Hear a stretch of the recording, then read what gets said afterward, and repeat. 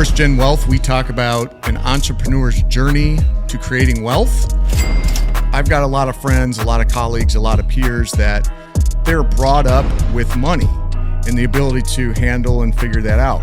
Finding dollars has always been easy. Finding a deal, making money, I can do that. What to do with it to make it continue to earn so we do have that generational wealth, that's the missing piece. We want our money that we've earned through blood, sweat, and tears to now go to work for us. So that money is making money while we're sleeping.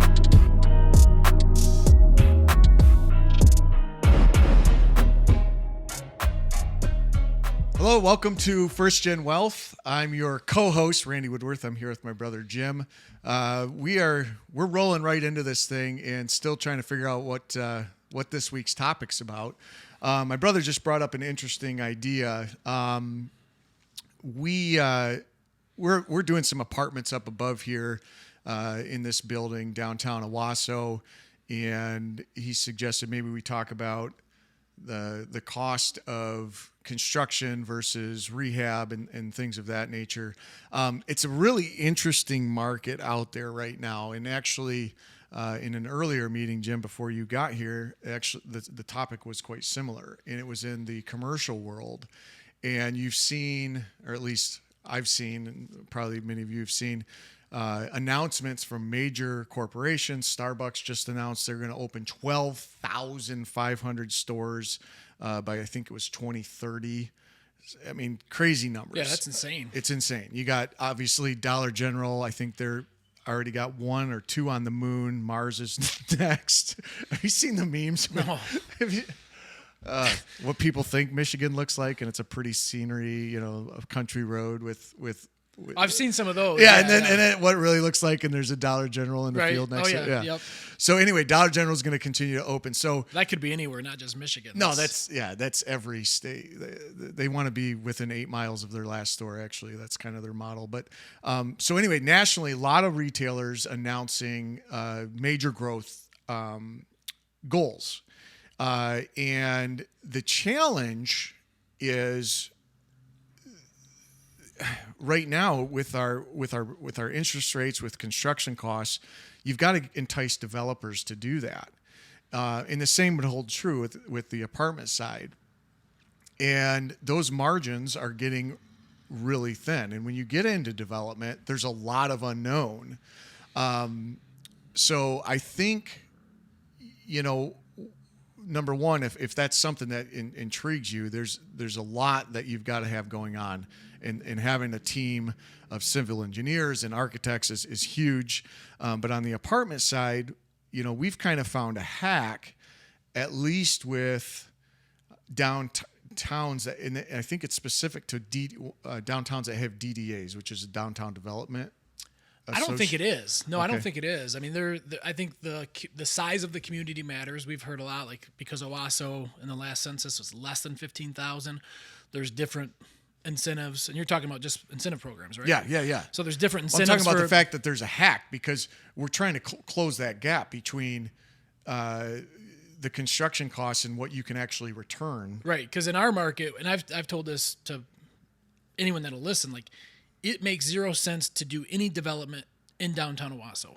You will never get your return on your investment Unless you're a buyer, Yeah, right. Well, I mean, I'm talking about specifically like new construction. If you buy a little retail shop and you move in your retail shop, that's a different story. But a lot of these second and third story buildings are vacant. They've been vacant for decades, completely unusable, functionally obsolete's the term that we like to hear.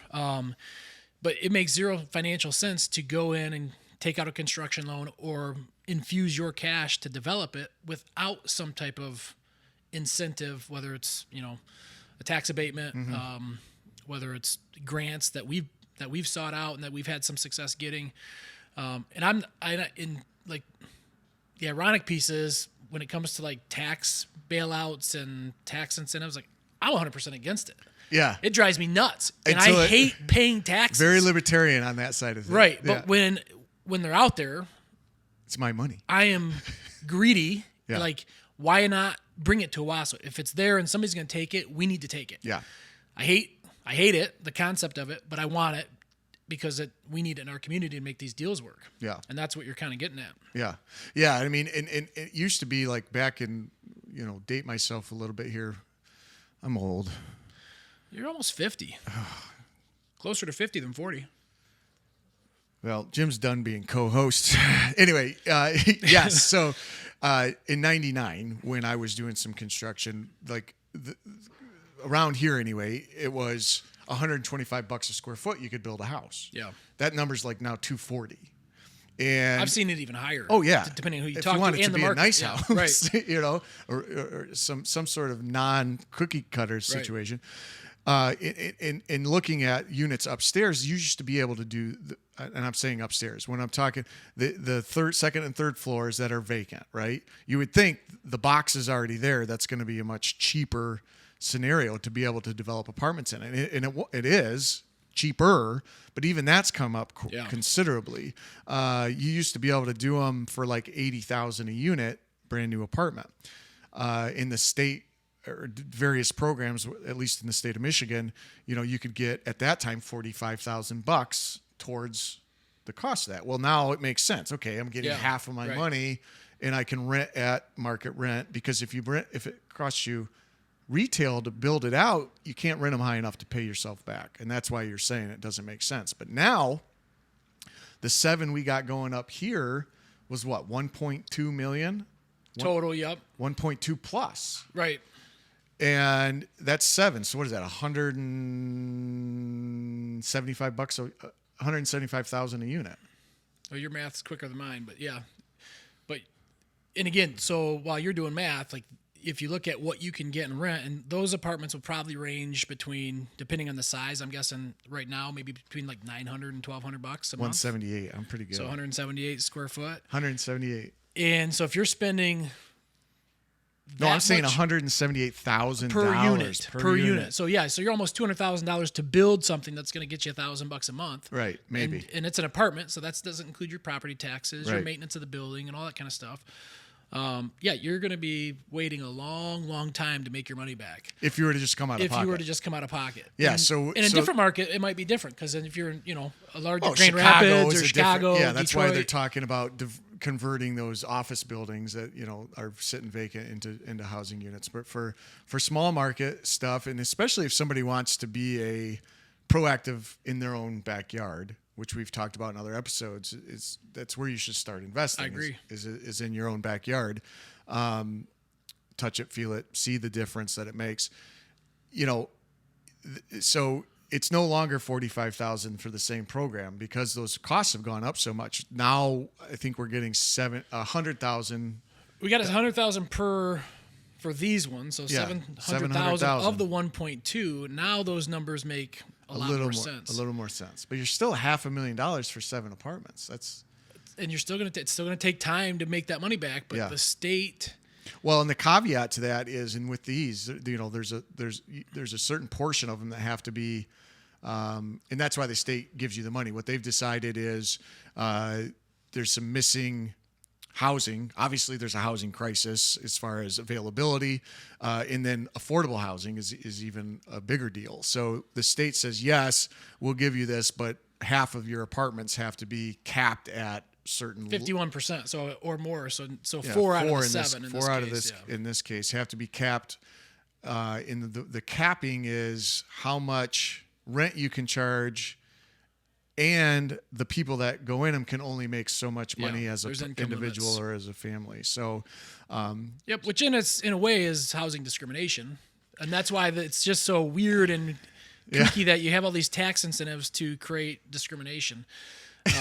But again, it's out there, so let's take it. Yeah, and we've taken it on that on this one and some others. And just to wrap that thought up, it's a 5-year window. So you're bound to those limits for 5 years. So after 5 years, you can go back to renting them to whoever you want at whatever unless the original tenant's in there still, because I think you can only go up so much % each year with the affordable housing. We better get into that. Yeah. Well, the last thing we want is after 5 years, jack up the rents and then get called greedy bastards. Get called greedy bastard. But I think that because it used we're to be doing this for the 5-year play, right. though. So I think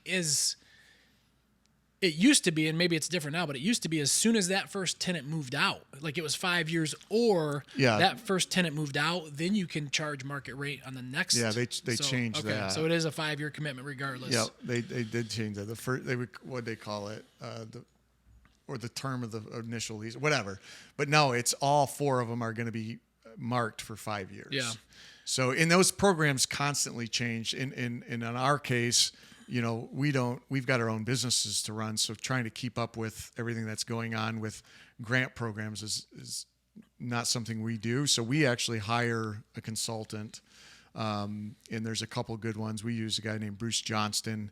And he is just kind of a guru in that space. And it seems like every time we talk to him, it used to be this, but now it's this, because every time there's a change in leadership, when a new governor comes in, new rules, and then every fiscal year the budget changes, so they're always funneling money, whether it's MISHDA, MEDC, all these different acronyms, CRP, whatever it is, there's different channels, and every entity handles these grants and these different funding opportunities way different. And and he stays on it. Yeah, he stays. So it's nice to not be able to have to worry about that. There's a fee associated with hiring a consultant, obviously, but when that consultant is as well versed as Bruce is, and he's able to go out and find you, 60% of your build cost on a project, it's worth his fee. And that's like what drives me more nuts, I think, than anything, is when you see people or hear people say, why doesn't that person do something with that building? And whether it's us, we've heard it, numerous times with buildings. I never heard that. But buildings, they just let it sit there. Well, again, going back to, it does not make any financial sense whatsoever unless you're getting these types of incentives. Right. And most people around here that own these buildings they're not sitting on millions of dollars where they can say, yep, I agree, it should be this, so let's make it that. Like, it's even if you do, even if you're sitting on that, you'd be an idiot to spend that money on a zero return scenario.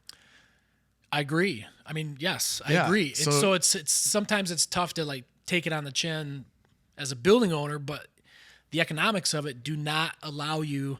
So the question then becomes, well, why would you buy it?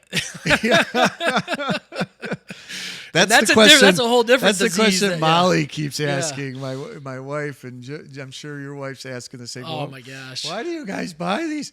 Well, there's a reason. We got to do something, and we have thick skin. I mean, I don't think if you are a quote unquote snowflake, you should be taking on not in a community like this. Where it's like everything is destroyed, out there. Man. You get destroyed. But you're right. They have number one. It's just ignorance. They don't know. Yeah. And obviously they care about our downtown too. So they're like, why don't you fucking do something with the building? Yeah. Like, we are okay. Or so we need this, or we need that. Like, some of those businesses have been tried. Yeah. And the support wasn't there. And just looking at the timing on that stuff, like we've talked about it before, but like they're framing upstairs. Yeah. So there's actual framing happening on these apartments. The blueprints that were for that third floor are dated 2018. So that's been 5 years. Okay. 5 years. And we got our grant award 1 year ago. Yeah. So from them telling us, like, we literally got everything across the finish line, and we were awarded the grant for $700,000 for these 7 apartments, a year to actually start swinging hammers. Yeah. Well, now you see why the partnership levels have changed significantly from 2018 for this particular building. Yeah, there are. Yeah. I mean, I was not an original owner of this building. That's right. And it's always fun walking around downtown and people will ask, like, what's going on with this building? I'm like, not involved with it yet. Yeah. That's my brother, but maybe someday it's like, we somehow find a way to get involved. We have gotten into some partnerships, and I'll continue to do that. I enjoy bringing people into the business that wouldn't otherwise do it, but they don't always have the patience level. Well, this particular building, I mean, it was there's a lot of comedy of errors. Yeah, it was. Just but you say that, and you look at what it's taken over there at Fifth Third. It's the same scenario. Yeah, I mean, but part of that is the timing, because they were both in that same COVID timing where literally so much changed. Yeah. and there was an election, and that the whole MEDC MISHDA programs completely changed. So they were both kind of a little bit of a, they had a bit of a mirroring reasons, the same reasons for some of the delay. But I tell people though, it's 2 to 3 years. Like you start today on one, and it'll be 2 to 3 years. Like that's just what it's going to take. So if you can, that's why I think getting involved with something that has some cash flow somewhere in it, or you're an owner occupant. That should be a no-brainer. Yeah, there's several buildings downtown that the first floor business is the owner of the building, and that would be like a perfect opportunity. You can operate your business, you can do what you need to do, and then plan and wait, still run your business, and then when everything falls in line, now you have additional income on that in that property, where it takes some pressure off of what you have to do in business. You know what I mean? Like if you get an extra $1,000 a month coming in, well, that's the way they used to do. That's why there's apartments. Right. That's the way it was done. That's why these buildings are 2 stories and 3 stories, because they number one, they live there. Yeah, they would live there back in the day. The shopkeeper would live there, and then there are plenty of cases in this town and other towns where there are multiple apartments because where Magoo's pet store is now, that was Johnson Buick, and they were afraid they weren't going to sell Buicks in Owasso, so they lived up there and then built an additional 6 apartments. So that in case they didn't sell any Buicks, they didn't lose their asses. Right. Yeah.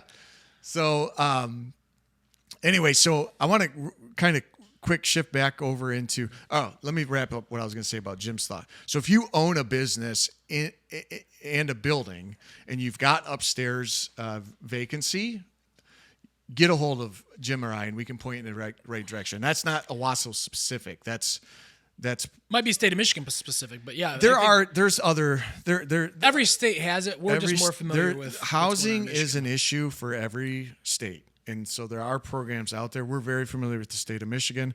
All my Brazil, Sao Paulo listeners, muy bien. Yeah, we'll try to help, but I don't know. But anyway, I want to shift when we were talking earlier before you got here about the commercial development. All right, so we dove into the. What's our time right now? Do you know? Before I start down this rabbit hole. All right. So we're talking about this. Excuse me. All these businesses that want to open retail, national brands, that massive store openings they want to have over the course of the next 5 and 10 years. So what we were talking about before you got here is how much of a challenge that's going to be in today's climate. The economy is really weird right now. So you've got these national brands that are doing really well. Most of them are discounters, right? Or coffee. Some people just drink coffee. It is what it is. Yeah. And, there's a lot better. Great. Love Starbucks client. Good stuff. Grow. Love ya. But there's better coffee on the planet. Better tasting coffee. So I've heard. But they are everywhere. You know what I mean? So it's just easy. So anyway, so they're doing well. These discount retailers, the TJ Maxx, the Marshalls, the Dollar General, they want continued openings. Panda Express was one we were talking about. They want to open 150 stores next year. Like it's big numbers. The challenge is, like, for them, they're only going to, they know what they're going to make, right? They do their metrics. They have an idea of what they're going to make in a market. To make it happen, you've got to have that developer to take the risk to build the building. And the way it works in the commercial industry is typically the developer isn't necessarily the end owner of the real estate. So all of these businesses, Dollar General, Starbucks, TJ Maxx, who else did I name? I said Dollar General, Walgreens, doesn't matter. Yeah. The majority of them, Panda Express, they lease. They don't own the real estate. They don't own the dirt. They don't own the land. They lease. They've got a metric. They know how many orange chickens they're going to sell or how many cups they're going to sell. And there's what, they're going to try to pay for rent. And that's all based on population, traffic count. Like they've kind of got it. Demographics of the area. It's a wide range of it's a tapestry of demographics. I mean, it's down to a science, and they can pretty much they can get very close on where they're going to land in any given market. And then if they decide to go there, now they've got to marry up with somebody willing to build it. All right. And the reason the developer does that is because then they sell it on the investment market. So it's like it's a three-legged stool. Three-prong approach, three-legged stool.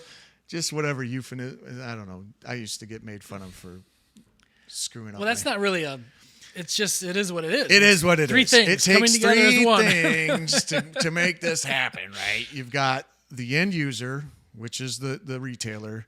You've got a developer willing to take the risk and build it based on a certain rent level. And then the end game is the investor that buys the real estate. And a lot of times that's real estate investment trusts, it's insurance companies, it's family operations of family institutions that have money and they just add to their portfolio. So the problem is construction, like those rent numbers haven't really changed because they're only going to make so many dollars like that. They know the sales, like they know what they're going to sell. Therefore they know what they can afford to pay in rent. Well, that it gets translated. We talked on our last episode. That's the NOI, net operating income, divided by that cap rate, and that gives you your price, your sales price. So those cap rates, can kind of float around market to market. So the challenge becomes what the investor is willing to pay for the cap rate versus how much is it going to cost the developer to build that, and is there enough spread? Yeah. Well, not only how much is it going to cost, but how much unknown risk is associated with that too, especially that's a whole nother episode. So that's a whole nother episode. Right, so let's just assume it's going to cost X the entire time, and nothing's going to change in the world economy. But my point is, it has changed in the course of the last 12 months, 24 months. So you've seen these huge numbers from retailers. They all want to add. They all want to build. I subscribe to the newsletters. Like everybody on that is trying to grow. And then I read the counterpart, and it's in the Wall Street Journal yesterday. All this retail, no development. And the reason is the construction cost, the labor cost, the cost of money. Yep. The cost of money being the big one. So you've got this dichotomy within the economy that is really like thriving for more development. But because of interest rates and inflation, the developers can't meet that demand. Right. And that's because the investor on the other end isn't going to pay the lower cap rate because they can't borrow the money, right, at the cheaper rate. Right. And the developer can't borrow the money at the cheaper rate. So we're kind of in a same now standstill that we were seeing. So the only way that would solve that, from what I'm hearing, is if Panda Express... Don't say Trump. I won't. Okay. You didn't. We talked about him last week. We're going to sneak him into every episode just because it's funny. If Panda Express says, okay, we can take this combo meal and take it from $8.99 and now sell it for $9.99. Yep, and now we can pay more rent, and that can cover the spread on the interest rate. So assuming that wages aren't going to increase as well, because you have this, I don't know what minimum wage is. It's not $15. You still have this push for minimum wage, $15 an hour across the country for whatever it is. So that's the risk. As if I'm Panda Express, okay, we're going to raise our prices, but our employees are going to think we have to raise wages. We can't have our employees not being able to afford our meals. Well, and inevitably the minimum wage, you don't know it. It doesn't matter. The minimum wage is whatever it takes to get somebody to work for you. And $7 or $8 an hour ain't going to do it. No, I mean most places are closer to. It's 12 right now. Yeah, double digits for sure. It's 12 and you see it at McDonald's, Taco Bell, and everywhere else locally. And I've seen it 15, 16 in other markets. And that's the market will dictate the minimum wage because the people, if they got to hire, you got to pay what you got to pay to get the people. But that translates right back to what you said. All right, if that starts to add up across the country to these national retailers, then prices got to start to creep up. And then you have developers willing to take the risk because they can, the end user can potentially pay more in rent if everything else is all falls back to the consumer, right? And what they're willing to pay? Right. So we pay for it. So in order to see a development splurge, like a boon, you're going to have to see price increases, which means you're going to have to see pockets getting even smaller. Yeah. Well, that's a scary thought because I mean I see it in my world where people are stretched pretty thin. Oh, it is bad. And Right we now, saw it with our recent, lost the school bond here locally. Like, I don't think that was a, it wasn't a criticism or an attack on our public school system. It was like, I'm taxed enough and I can't afford another penny to go towards anything. Yeah. And that's really what I'm like in my world is what I'm seeing is people that are, you would look on paper like, oh my gosh, they locked in at 3% on a 30-year fix. They're in great shape. They're not. No, because that $500 they're saving. Yeah, they're spending living $6 in groceries. Check to check with, in a blown furnace tomorrow, like is going to completely rock their world. So yeah, they're locked into low rates, but that doesn't change their cash flow situation. And that's only gotten worse over the last couple of years as everything's getting more expensive. Student loans, I've talked about, that's becoming that will become a huge problem in my opinion. So it'll be interesting to see how this all plays out because I think the end user is going to have a hard time making all those numbers work, and it just trickles down to. Oh, dude, I can't like you used to be able to go to fast food and get like a meal for 2 people for like $10. It's like $24 now. Yeah. Like we went to KFC. The wife and had KFC in a long time. Kids love KFC. Yeah. And Molly thinks that chicken sandwich is better than what is it? Chick-fil-A. Just saying. I don't know. Whatever. She doesn't know what all the hype's about. But anyway, family of 4 drives through KFC, $54 flipping dollars. Yeah. That's nuts. That's nuts. I try to stay away from the fast food, so it's that's insane. Dude, them nuggies are good. The KFC nugs. I'm not doubting that. The KFC nugs. You got that special recipe on the nugs? If I'm gonna do any type of fast food, I'm gonna splurge on some Big John's. Big John's. I knew you were gonna say Big John's. So good. It is so good. That's a Michigan thing. That's like that's like a Flint thing. My surrounding area. My what do you call it? My sinful delight or whatever is the Arby's beef and cheddar. Yeah. Double. Yeah, that's weird to me. On a sesame bun. The meat is just. You've always been an Arby's fan, and I love anytime Arby's. Growing up, let's go to Arby's. I'm like, no, Mom, do not go to Arby's. Arby's sucks. Still does. They got the meats. I don't care about the meats. They got Tap House has the meats now. So. They do. Anyway. All right. Well, anything else you want to add to this? Well, I other think, than the economy sucks. Yeah, it's building expensive. sucks. You never make your money back. I would say all that being said, yes, I do have something to add because I think the biggest takeaway today is if you happen to own your business and you own the building that you developed second, third floor, there is a path forward for that to make it worth your while. And if you don't own it, then maybe talk to your landlord to say, hey, would you ever be interested in selling this property? Because your landlord ain't going to do it. So you got to take matters in your own hands. And that's the biggest takeaway. Like there is a path forward if you're operating your business in a building, figure out a way to buy it, and then figure out a way to develop it. I agree. I like that. My takeaway is different. That's okay. It's probably wrong, but. Yeah. So my takeaway is all that being said, the solution to a lot of those issues is additional cash flow in your life. Coming back to, that's why you would develop the upper floor, right? Because that would add cash flow. So now the extra dollar at Panda, doesn't hurt so much. So protect yourself and add cash flow and just get started. Well, you're adding cash flow, but you're also adding a potential customer too. And that adds up.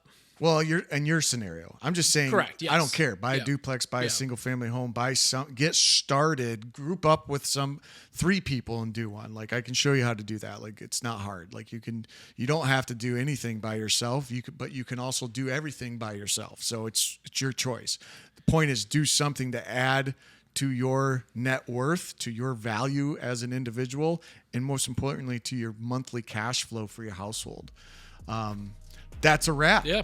That's a good takeaway. From zero to nothing. I like that episode. Yeah. Sign us off. Talk about how Arby's sucked. Arby's does not suck. Big John is where it's at. But anyway, hey, thanks for your time, Randy. Always a pleasure speaking with you. Until next time. This has been First Gen Wealth. See ya. See ya.